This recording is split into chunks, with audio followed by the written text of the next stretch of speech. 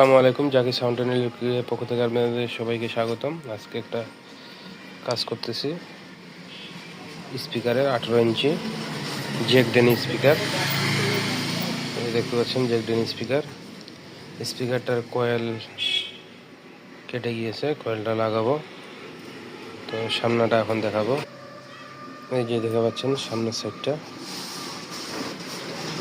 অনেকবার কয়েল লাগানো হয়েছে, কয়েল উঠাইছে, যার কারণে এই অবস্থা। কয়েল লাগাবো, কয়েলটাও দেখাচ্ছি আপনাদের। দেখেন এই যে কয়েলের সাইজ 99.2, ডবল লেয়ারের কয়েল, সিঙ্গেল লেয়ারের কয়েল, ফাইবার কয়েল, মোটামুটি ভালো কয়েল।